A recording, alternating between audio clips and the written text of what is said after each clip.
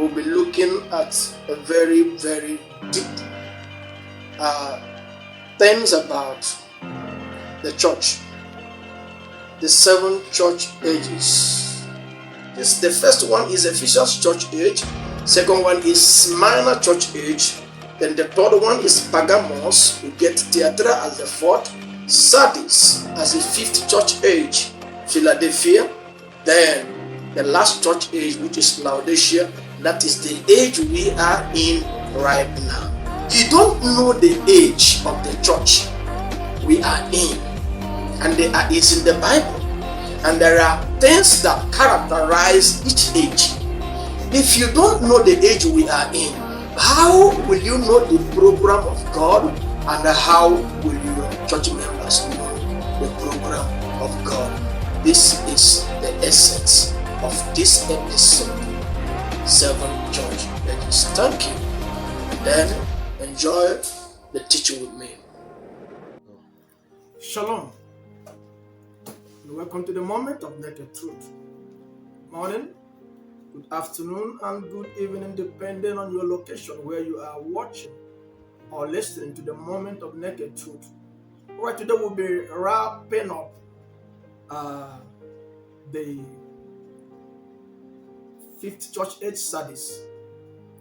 I told you that reformation, not restoration, reformation started in the book of Acts, in the 5th church age, through Martin Luther, who is a star messenger.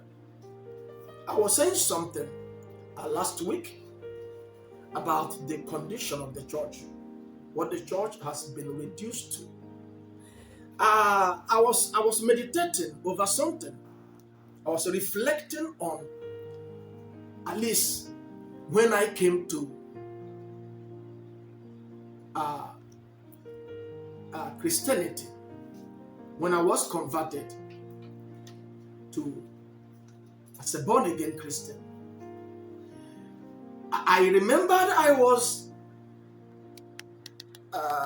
became a Sunday school teacher, teaching in the youth class, became a prayer warrior leader. I took over from my pastor. Then I became a choir master. I noticed, see the present church age. Those of you who just joined church, you will not understand. Ask those who have been there 30 years ago, 40 years ago. If they want to be honest with you, they will tell you that this is a joke. What is happening now is a joke. What am I trying to say? What I'm trying to say is that ordinary singing, not just preaching. Why we sing? Because the things we are singing the word of God. Our songs and singing was all about message. Everybody was interested in saving soul. Then in the middle of our presentation as choir, most times you see the pastor fall to his knees and start weeping. You see the choir, fall on their knees. Why? Because of what they are hearing. Now, I remember in those days, even in our local church, a pastor will be preaching, and then before he summarized his message, you see people are weeping, people are crying on their own. He will not raise prayer point. 10 minutes people are praying. Then from there, you will not be giving prayer point. Now, you go home sober. You go home reflecting on the word of God, what you had. When I went to Lagos, when I left over here to Lagos in those days, I joined CPM, and then the assistant pastor, Daniel, any day, any Sunday he preached, you see people going home, sober. But today is a different thing. We are preaching and people are dashing us money. We are preaching and people are throwing in money. That is what we are, now after. So you see that the word is not making any impact. Now the people, the today preachers are not concerned about people's soul. I remembered one of the ministration I had sometime when one of my younger brother was shot to death by assassins.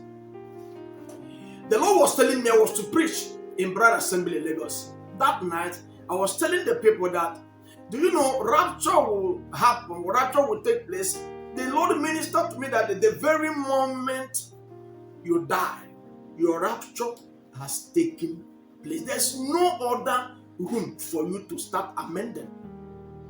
So this is why you must be careful of where you go to church, where you fellowship. Where you fellowship. So Christianity is not about how much you make. Now, can I ask you a question? How many rich people go to church? How many rich people go to church? Do you know why? They will not think about going to church. What are you going to tell them? You're going to tell them about prosperity, how to be rich, how to prosper. They have gotten it now. Now, why will you expect people in Qatar to give their life to Christ? Qatar is one of the blessed countries. They don't pray. Oman, they don't pray. They are Muslim. They don't pray. If you're a Christian, you can't teach in their school or anything. You can't even hardly walk. So why are they rich? Do we really think? Do we really think? Are you sure you have the right pastor? You have the right preacher? The Bible said that those who think that godliness is wealth is godliness, say they are making a very big mistake. I want to read something in the book of Philippians. I think Philippians chapter 3, if I'm not mistaken. Philippians chapter 3, verse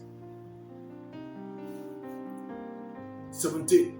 He said, brethren, verse 17, brethren, be followers together of me and mark them. There are people to mark. Say, mark them which walk so as you have us for an example. So when I was talking to some group of people, and I was telling them, I said, you are not a father of faith because of gray hair. You are not a father of faith because you have been preaching for 50 years. The very moment what you preach and what you are preaching varies from what Apostle Paul preached, varies from what Apostle Peter preached. You are not even in the faith. Talk less of being a father of faith. So, you see, there was a day I was returning from a program in Abia State. I parked my car in Umuahia. So, I came in late in the evening. So, took my car. While I was getting to the tower, I was listening to my message. Darling FM or Hot FM was, airing my message. Shortly after the end of that program, a pastor supposedly, right, a pastor come and said, I have been listening to you, you are doing very well, but this issue of criticizing our fathers in the faith, I laughed. That he's not comfortable with criticizing the fathers in the faith. Now, do you know that too many people do not know what the faith is all about?